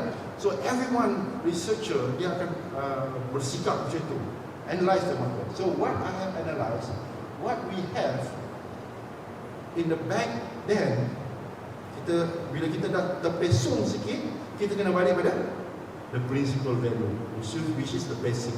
The basic is jual beli yang sah dalam akad. Dia kena ada akad dia. Kemudian dulu kita ingat masa zaman sekolah tu Prof, kecil-kecil tu datuk saya selalu kata, beli ni kita bayar ni, saya beli saya jual. Okay. Orang ni pula saya jual, saya beli. Masa zaman kecil-kecil datuk saya dah ajar lah. Dengar tak sekarang budak-budak sekarang zaman this millennial nak kata okey pergi dah, okey saya beli saya jual, okey, kerana Allah. Ya, ada tak? Boleh kata 99% lah, tak dah hilang, right? dalam kegelapan tu. So that these are the things that why hilang dalam kegelapan tu. You know why? Because the current economy, the nation economy has been blinded by riba. Itu yang berlaku pada zaman Ottoman Empire. Kejatuhan Ottoman Empire because of that, because they introduced riba. And that riba is actually Allah kata apa? 3 golongan. 3 golongan. The first golongan akan yang menerima, the receiver, the one the giver, yang memberi, dan golongan yang mencatat. Okay, mencatat ni selalunya apa? Siapa yang selalunya catat rekod ni? Accountant, account yang pemegang account. Siapa lagi? Banks. Okay, institution. Dia mencatat rekod kan? Rekod-rekod ni semua dia mencatat. So jadi banks ni mencatat segala hasil-hasil forbidden act daripada Allah SWT. You just imagine that. That is where kegelapan itu timbul. Allah curse these 3 golongan. The deafness in the ears, veil in their eyes. Dia akan tutup mata ni jadi buta, telinga ni jadi pekak, and blacken the heart. Gelapkan hati. Sebab tu golongan millennial sekarang, minta maaf cakap, dan kata golongan millennial termasuk family, parents tu sekarang ni dah gelap hati dah tak nampak, dah tak boleh dengar. Dia tak ada sifat akad tu. Balik pada pangkal, sifat syarat-syarat dia untuk membeli atau buat trading adalah dengan buy and sell, iaitu menggunakan akad. Kalau tak cakap pun dalam hati cakap pun dah cukup dah. Dalam hati je. Alright, but these are the things that is not being introduced most of the instrument yang ada di Malaysia sekarang. Alright, katakan kontrak yang mana pinjaman mengusir ataupun menjual ni tidak boleh. Macam Prof kata tadi, dia tak boleh buat pinjaman kan, dia tak boleh buat loan, tak boleh. Sistem yang kita design sekarang ni, kita itu bukan dia ada satu smart ownership yang kita design. Dia bukan pinjaman. You lock the price, okay? You lock the price. Dia panggil hamish jidyah. Okay, sistem hamish jidyah. You boleh beli, contohlah sekarang ni orang biasa nak beli 10 gram itu 2,500, tak mampu, normal people. Dia boleh lock the price. Kita sediakan harga lock, kata harga lah sekarang ni 250, katalah 250. Sekarang ni dia beli, dia bayar deposit. Deposit tu bukan deposit yang ni, hamish jidyah, security deposit. But that security deposit, because Al-Ebreiz, alhamdulillah, we have amanah warisan Tuhan, iaitu public independent trustee, yang mana segala trading anda tu, hamish jidyah tu, security deposit plus the first advance payment will be recorded dalam trustee account, bukan dalam company ya. Company will receive it and then noted dalam kita punya trustee account. That trustee account will actually away from our company account. Sistem macam ni belum ada gold company ataupun gold offering company yang buat sistem macam ni, tak ada. They don't have that. So we have a third party, independent public trustee who actually handle all your gold and including whatever security deposit that you have done. So this is where bila kata harga 250 sekarang ni, you bayar 10 gram, kata 2,500. Baru ni last week I think harga naik sampai last 2 weeks harga naik dah 284 kan, sampai 284. Masa tu kalau katalah you dah bayar complete 6 month period ataupun 12 month period atau 18 months period, then the security deposit will be returned back to you. Itu proses dia, return back to you, and you akan dapat the serial number. That serial number is actually akad dalam hamish jidyah yang kita programkan. Okay, you can buy, you can sell gradually dalam monthly payment. Okay, smart ownership program. Right. So the one that why we say that, because the inflation, masa contoh macam Datuk Prof Kamil mention just now, kita cakap dalam masa 6 bulan kita masih ada 6 bulan, 12 bulan, 18 bulan. You tengok dalam masa 6 bulan. Sekarang ni you ada 10 gram 2,500. 2,500 something that Al-Ebreiz have given the opportunity to the subscriber. What they can do is actually they buy that product of 250, tapi harga masa dia dapat serial number tu 6 month atau 12 month atau 18 month, kalau lagi lama lagi naik lah. Kalau kata 6 bulan ni, dalam masa 6 bulan hujung tahun ni lah, insyaAllah hujung tahun ni pun dah lebih kurang 28,300 dah. Dalam kita punya all the market analysts in the world and in the local, they have predicted, they have analyzed, they have forecast that the gold price will go to from 250, 26 ni sekarang ni akan naik kepada 325 macam tu, atau 350 tahun depan tau, expected tahun depan kan. So these are the things that dalam masa 6 bulan, 2 tahun ni you dah dapat that. So that defeat the purpose of inflation. Dato' kata one chicken last time, one ringgit coin perak, which is berapa gram tu? 20 gram. 20 gram bernilai RM1. Okay, RM1 tu adalah bersamaan dengan 4 chicken. 4 chicken. Sekarang ni chicken satu berapa? Kena tanya perempuan. Chicken berapa? Dekat RM14. RM18-20. Okay. You dapat 4 juga. Betul tak? Back then masa kita buat dinar dulu, masa tu harga dinar baru dalam 100 lebih tu kan, 80 plus 100 plus 1 dinar tau. Tapi bila kita dah masuk dalam ekonomi, tiba-tiba dia naik jadi 300-400 dekat 500, almost 500. When I left Malaysia that time tu, masa tu harga emas, harga dinar baru dalam 400 lebih. Fluctuate lah, fluctuate, alright. Balik Malaysia sekarang ni dah 1,200. Right? 1,200. Okay, 1 dinar, if you go back to the civilization of Rasulullah SAW, historical pattern from that past, right? 1 dinar is equivalent to 1 seekor kambing. Seekor kambing back then, kira kambing masa tu murah lah. Betul tak tu? But then, masa kita tinggalkan, masa kita start buat tu baru 100 lebih, 200 lebih, lepas tu naik sampai 300, naik sampai 400, fluctuate sampai 500 ya. When I left Malaysia, 1 dinar tu dekat 500, but seekor kambing juga. Because saya biasa beli kambing dengan saya biasa beli kambing lah. Saya bagi pada tahfiz ni kan, beli dah booking lah, siap masak lagi tu. Siap ada tukang masak siap. So these are the things that we give to the ni. So right now, 1 kambing dah ada 1,200. Betul tak price? 1,200 tu kan? Tak masuk upah masak lagi. Upah masak lagi pula kan? These are the inflation which is in this current system has defeat. The current system has defeat the Islamic principle. We suppose the Islamic principle must defeat this current system. Dia terbalik. You know why? Conventional trading kita kenal tu kan.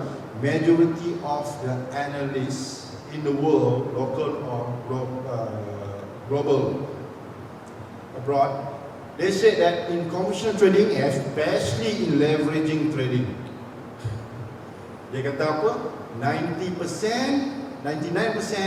is the loser. Betul tak? 99% is the loser. Especially in leveraging trading, I'm saying again, especially in leveraging trading, futures, option, and so on, right? Yang ada dalam masalah sekarang. 99% is a loser. 1% only is the winner. That is the normal. That is the standard for this kind of trading. And I just can't make sense but people say that okay, leveraging, masuk dalam leveraging in gold, you are a winner of, you're a winner. In leveraging, it cannot be. But if you are not doing leveraging the right principle of Islam, then that against 99% tadi, winner, loser, and 1% winner, then terbalik. Because you use the economy of the real intrinsic value, the real trading muamalah, and you will actually gain 99% of the winner and 1% only the losses. Why I say that? Because this economy, this dinar, gold dinar, gold, dinar, dirham, silver and dirham is something we have created in the platform that never before in this era has designed, has engineered. Kita ada denomination, right, of 1 gram starting from 0.10. Tak ada lagi dalam bahasa dunia. 0.10 with serial number, 0.10, 0.25, 0.5, 1 gram, 5 gram, 10 gram, 20, 50, 100, 200, 500, and last kali, number 12 is 1 kilo. Kita ada 12 denomination, termasuk juga dengan silver itu. Okay, we have that 12 piece, di sana pun 12 piece silver. But for dinar and dirham, we have created something the lowest denomination sampai 0.13 gram, which is equivalent to 1/34. Macam mana? Dalam Quran dan Hadis, we know that the fact that the dinar is actually mentions from the speech of Umar, mentions that 1 gram, 1 dinar and half dinar. Intercession will be given to the one who have crossed path the titian sirat, that you will get the one who have a good deed of 1 dinar, the weight of 1 dinar, and the one who have a weight of half dinar. And then the third intercession is actually for the one have sebesar Zahra yang kita tak nampak kan, size of atom. So these are the 3 intercession.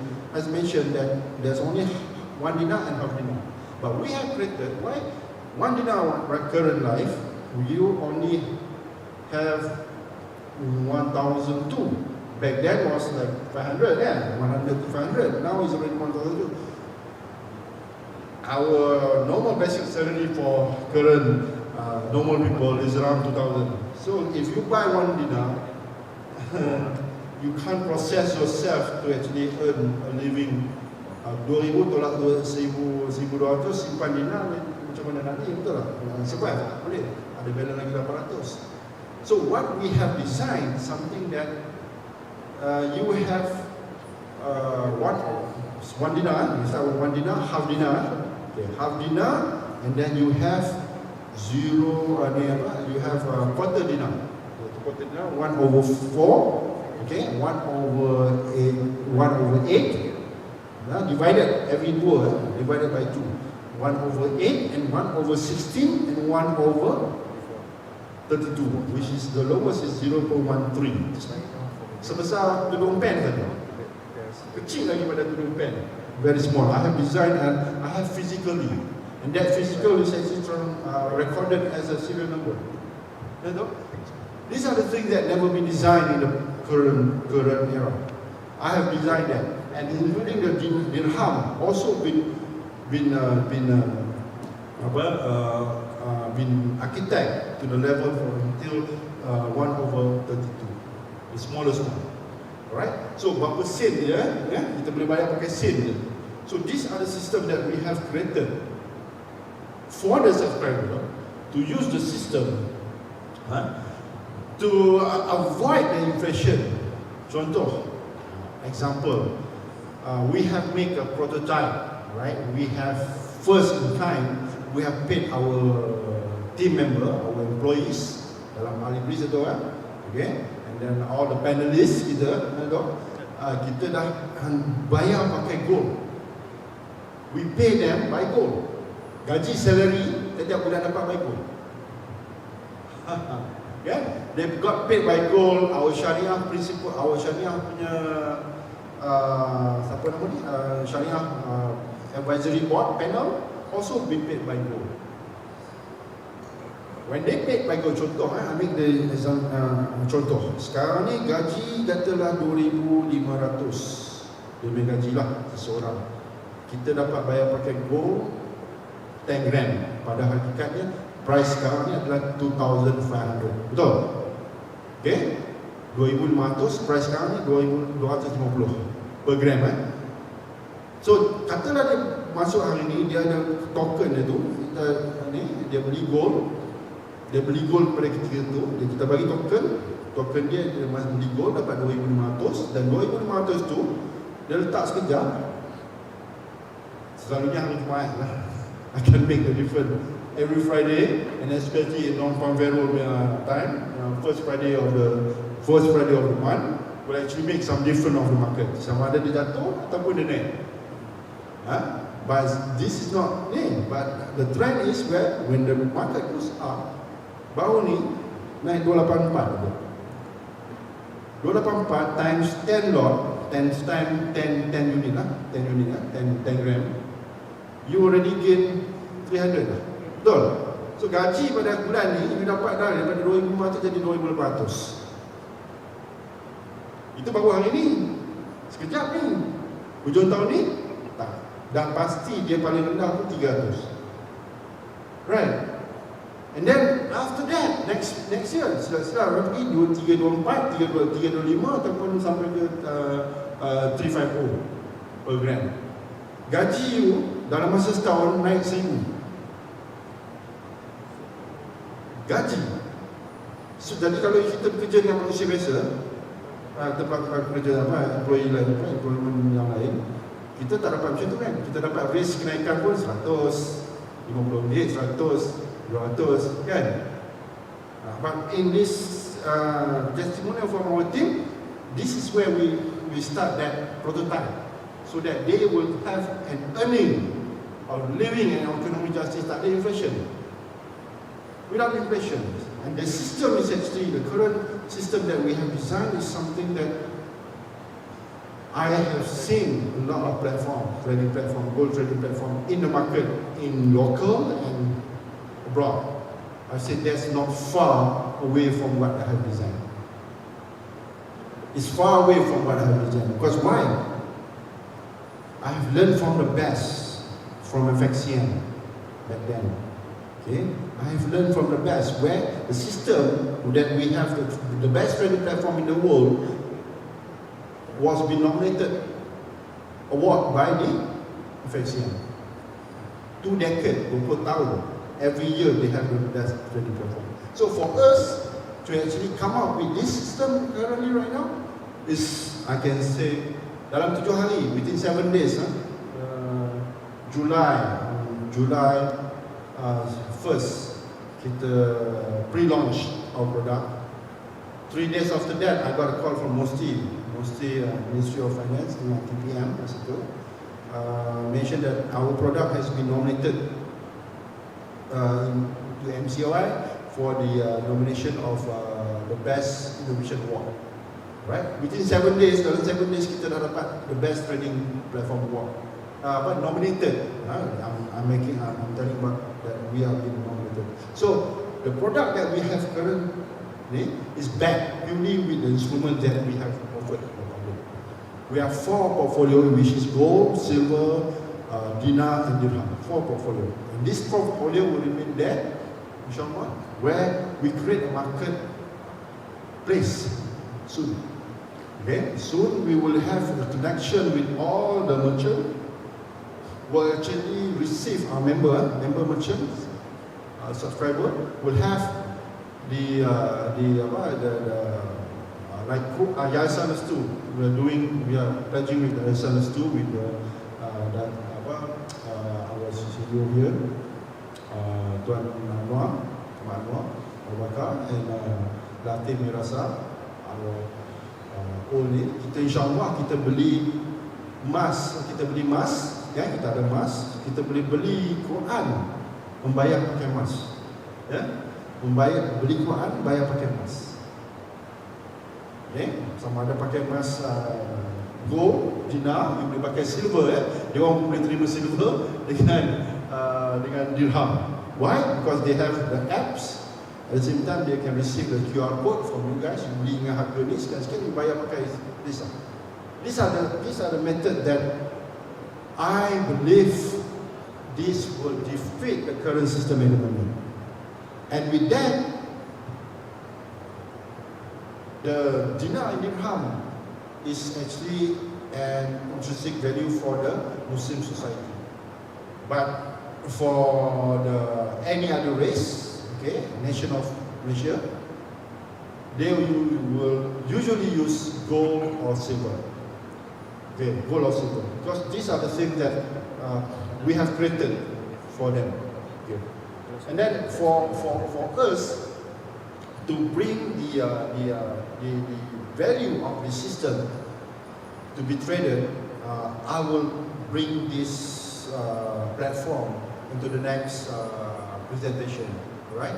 Where we have a very technical part, because to understand this, you got to be educated, to be educated by us how to use the system, because the system is what I say. How you might be asking me, tanya, dia kata tadi 99% loser kalau untuk conventional trading, and then 1% winner.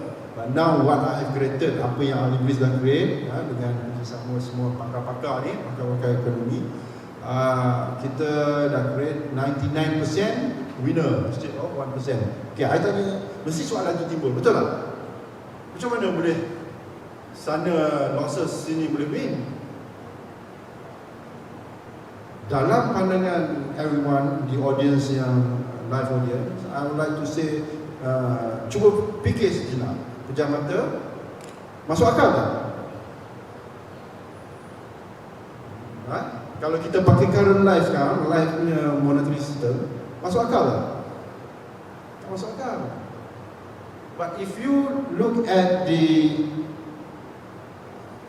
principle of Islamic muamalat, masuk akal tak?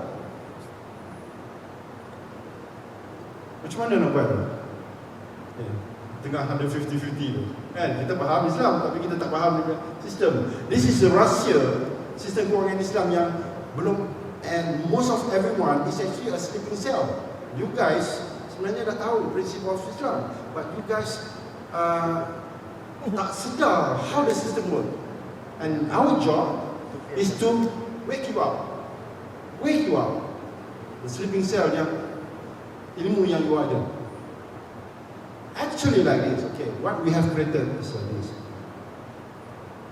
The gold that you bought from the apps, okay, from the phone, you bought, you pergi kedai emas, contoh macam kedai emas dulu, you pergi beli, masuk kedai emas, you beli 10 gram.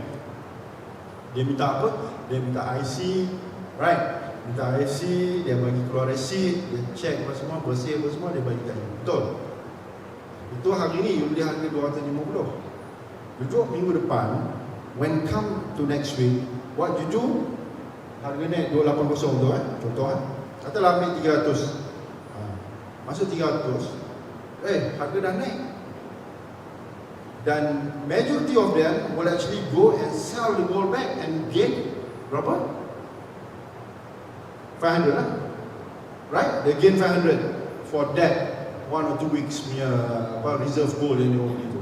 Alright, clear Now, do you sedar? Tanya isteri-isteri masing-masing kalau ada dekat rumah tu, tanya, Sayang pergi beli sayang beli gold banyak ni apa? Dia kata nak biaran tu. Kan? Beli gold banyak-banyak simpan yang tak pakai apa semua ni, pakai kejap lepas ni jual balik. Bukan bang, tak jual, pergi Aranu. Buat apa kat Aranu? Pergi cash ni dapat duit lebih.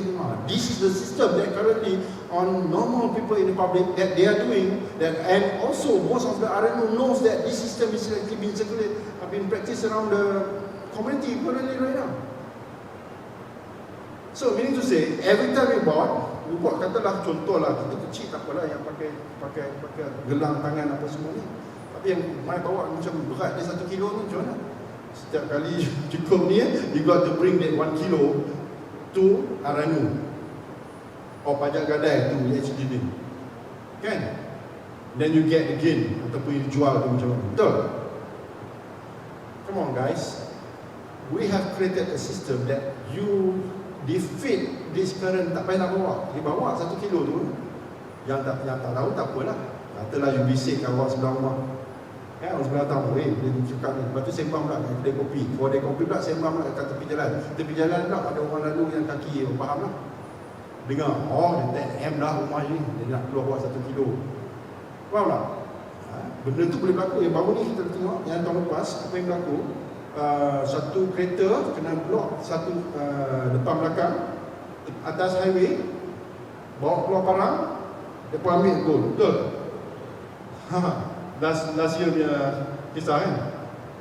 So this is what happened. But right now what we have created, you don't need to do that. You beli gold, katalah 100 gram ke 1 kilo ke, you boleh beli sikit-sikit dapat jadi 1 kilo. Ada dalam gold ni. Gold ni pula dalam custody, our custody trustee untuk amanah warisan, dalam custodian you. So gold tu ada di sana. So once you nak redeem ataupun nanti kita create digital Aranu, kita tengah nak confirmkan proses, because Aranu ni got to be licensed under KPD ya. So jadi license tu untuk retail, untuk ada outlet, but to do a digital Aranu belum ada lagi dalam pasaran Malaysia. Kan? So jadi what we have currently right now, a system similar to that, but it's not digital Aranu until we have to get the clearance. But what we have designed something that what you have a gold 100 gram ataupun 1 kilo, you nak jual, kan? You convert to that token. Kita ada token. You convert the value of katalah 250, and then you convert to 2,800 ataupun 300, katalah 300. Then once you convert to that token to lock the price. So meaning to say like you are having cash in hand, dah 2,800. So these are the economy that you gain within a couple of weeks or within a month or two, depend on the market, current market price. The price of token is already locked at that particular price, which is katalah 300. So you have the difference of 500 already. You make money on the 500. So meaning to say, gold tu ada dalam tangan. Market jatuh sampai 240 ataupun 200, you tetap ada RM2,300, 3,000, kan? Kita harga 2,300. So jadi dia lock. Selagi you tak jual, if you don't sell, you are still having that gold in the hand. But you can spend that gold, every token, one token equivalent to RM1, and RM1 tu is equivalent to weight of that particular time is actually adalah 250. It's actually 0.0004 decimal point. Itu you ada 1 gram ni 0.0004 at the value of RM1 at equal to 1 token at current market price is 250. So kalau kata current market price naik, when you sell the token, then they keep the price yang the current market price. So where you going to lose? If you know how to use the system, macam ni. Dia sama macam beli emas tadi, balik pada conventional trading, macam practical trading. You beli emas kat kedai emas, you ambil balik rumah, you simpan, and then after you simpan, what you did is actually you tunggu masa naik. Bila masa naik, you baru bawa keluar emas ni, kumpul banyak-banyak, letak di kedai emas ataupun letak di Aranu. Right, you dapat cash. Cash lebihan tu adalah untung. Dan untung sah tak dalam Islam? Because the current market price, kan? Pasal Rasulullah pernah kata, dinar emas ini dengan dinar emas negara lain, bila you pergi kat sana, harga dah berubah. Betul? So these are the system that we have created. So cara bila you buat muamalah macam tu, you pergi muamalah, you pergi kata pada saya dengan Datuk lah, saya ada 10 gram, saya nak jual Datuk, saya tak ada duit dah ni, tapi jual harga pasaran sekarang, betul lah, Datuk agree, akad, kita dah akad, kita sama-sama dah akad, kita dah, saya bagi gold, Datuk bagi cash, so these are the product that we have created, and in point of it, we have developed a system whereby tadi 99% tu will not be in a loss, because why? The 300 yang you dapat tadi tu, token yang 300 tu, you boleh beli balik gold kalau gold tu berjatuh pada harga 200. Nampak tak? You dah make the difference of 100 ringgit or 1000 of difference to buy more gold. Right? To buy more gold. These are the system that we have developed, which is not, tak ada dalam leverage, tak ada dalam sistem konvensional, dan tak ada dalam sistem yang sebenar. Tapi you gunakan sistem tu adalah sistem kedai emas dan consumer buat. But what? Now we have transformed all that dalam apa? You nak redeem, okay, you nak redeem physical gold atau apa? Macam tu kata-kata boleh redeem kalau pakai ni. You nak redeem physical gold. That physical gold you can just punch the button, tekan button, redeem, then baru you bayar dia punya premium. Kita takkan charge premium selagi dalam transaction muamalah dalam all this. Faham? Kita takkan charge anything until you redeem. Redeem tu because we have to charge you the premium. Why? Because we mention minting, packaging, and service charge of, bukan service charge, kita ada service charge, kita ada shipping charges. That's it. Itu je. So I believe that our product will actually defeat the current system monetary plan, where we will give the economic justice to them. So siapa yang ada dapat gaji bulan in fiat currency, kan, belilah gold dengan Aladdin Gold. Okay, dengan Aladdin Gold. Aladdin ni sebenarnya bukan nama Aladdin sebenarnya. Ini bila saya kupas sikit lah rahsia dalam sebalik Al-Ebreiz ni. Nama cadangan Al-Ebreiz ni telah diberikan oleh seorang ustazah, right? Dan nama maksud Al-Ebreiz tu adalah in the old scripture, Allah tested human being similar to the process of refining of gold. Itu maksud Al-Ebreiz.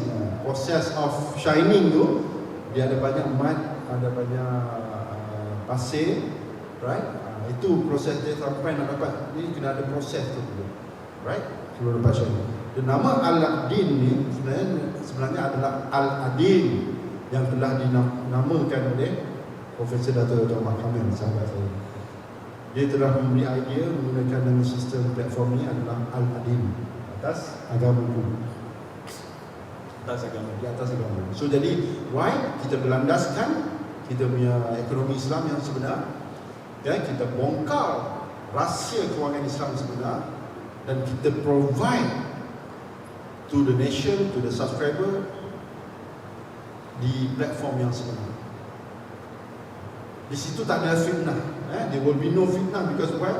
All the system muamalat is actually been supported by this gold bag, purely gold bag and silver bag.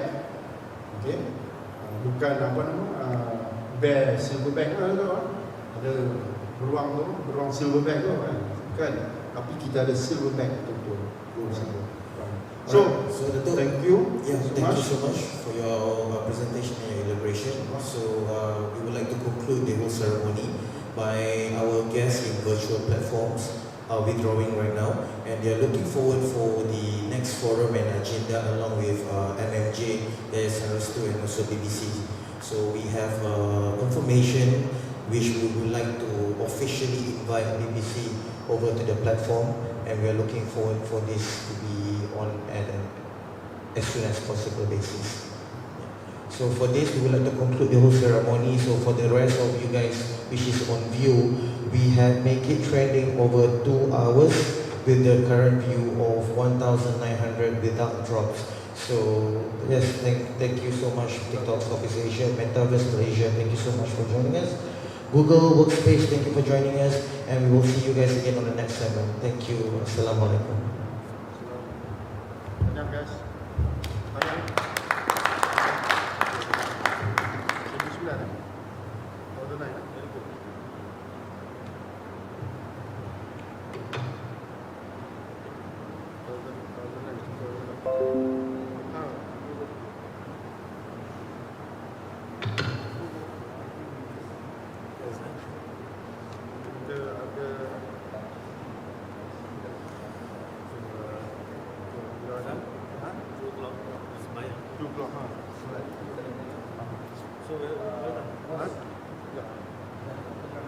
Fotografi. Come. Sini. Anwar. Come. Ambil gambar.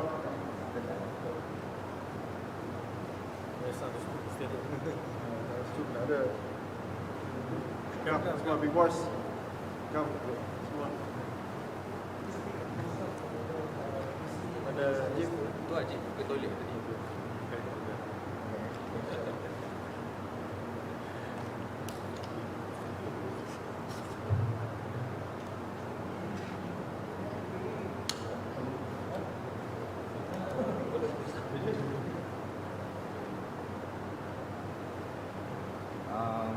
Come, boys.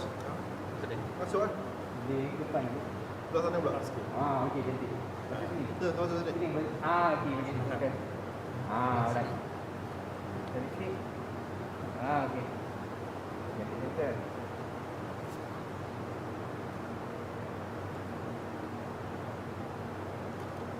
Satu, dua, tiga. Okay. Tangkap. Satu, dua, tiga. Alright. Okay, very good.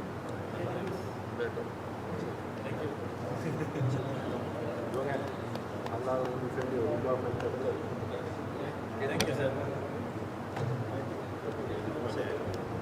Halal defender, ubah filter.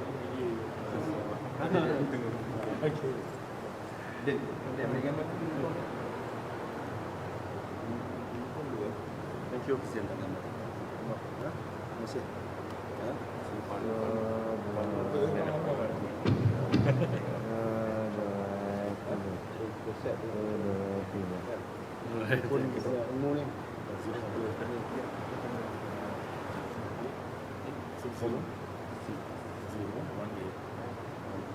Bos nak cakap apa bro? Bos nak cakap apa bro? Boleh? Saya mengucapkan ribuan terima kasih kepada semua yang hadir, termasuk dengan online. Bagi online tu kita mengucapkan terima kasih banyak-banyak kerana bersama dengan kita menghadiri, mendengar, mengupas kupasan rahsia, kita bongkar rahsia sistem kewangan Islam yang sebenar. So these are the metodologi yang kita sampaikan supaya sampai ke akar umbi, sampai bersama dengan kita. Dan saya rasa Prof Kamil telah banyak membantu. Prof, sepatah dua on the ending, Prof. Well, I'd like to thank Al-Ebreiz and also Yas and Restu for organizing this seminar. Yeah, and it was well attended, especially online, and hopefully it was beneficial. And inshallah, we will have more discussions like this in the future. Thank you so much for joining. Thank you. Thank you bro. Okay, terima kasih. Thank you. The future of Islamic hybrid finance. Bismillah. Prof.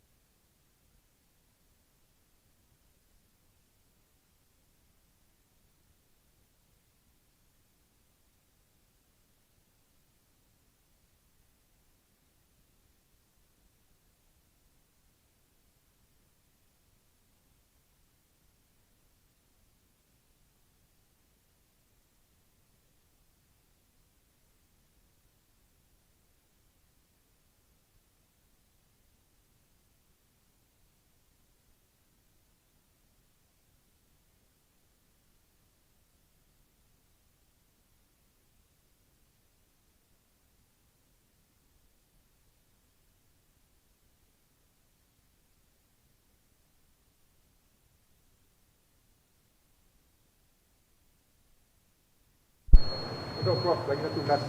3. Tak baik itu.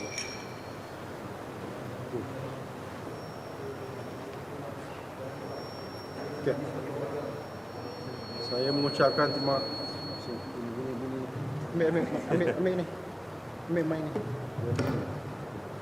Okay, saya mengucapkan ribuan terima kasih kepada Yayasan Restu kerana menyediakan platform untuk kita bersama sampai ke akar umbi untuk memberi penerangan, dan hari ini adalah percubaan saya yang kedua datang ke Yayasan Restu untuk meyakinkan platform dan kita bongkar rahsia sistem kewangan Islam sebenar, iaitu The Future of Islamic Public Finance.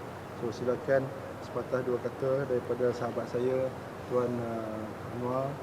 Okay, Assalamualaikum warahmatullahi taala wabarakatuh. Untuk semua hadirin yang dengar melalui live, kita sebenarnya ada festival di kompleks Saman Seni Islam Antarabangsa, di mana yang kita tengok sini ada buku. Kalau perasan ada buku tadi tu, buku besar tu ada di belakang dua penceramah tadi, adalah buku yang terbesar di dunia, actually sirah Nabi. So simboliknya kita buat program di sini, kita nak kembalikan semula sunnah Rasulullah tu dengan muamalat yang berasaskan emas dan perak. Itu salah satu objektif kita. Dan kompleks ini memang kompleks dipanggil Rehlan Nabawiyah. Kita tempat di mana penceritaan sirah Nabi dan sebagainya. Dan buku ni adalah edition terbaru dalam siri pameran kami, dan kita akan bawa pameran ini ke tempat-tempat lain, dan insya-Allah dengan cara ini kita boleh kerjasama juga dengan Al-Ebreiz dengan MMJ. Mungkin masa gerak pameran tu mungkin muamalat tu pun kita boleh hidupkan semula sebagai untuk lebih kepada mendidik rakyat lah atau ummah untuk galakkan mereka. So sila hadirkan diri. Kalau ada dekat-dekat di Kelang Valley ni, boleh datang melawat sendiri antara 18 which is yesterday until 30th lah. Datang melawat, dan lepas tu boleh melawat. Tapi ada preparing untuk Ramadan ni, kita ada pelbagai promosi Quran dan sebagainya. So boleh datang sendiri dan lihat sendiri. Sekian, terima kasih. Prof Kamil, last word. Okay, last word. Saya Ahmad Kamil Maidin Merah, mewakili MMJ atau Movement for Monetary Justice, mengucapkan ribuan terima kasihlah kepada Yayasan Restu dan juga kepada Al-Ebreiz menganjurkan seminar ini, and also hopefully in the future we'll do more and to educate ourselves lah, semua orang, bukan kita aja, kita also belajar juga at the same time. At the same time. So thank you very much to both of you. Thank you so much. Alright. Assalamualaikum warahmatullahi wabarakatuh.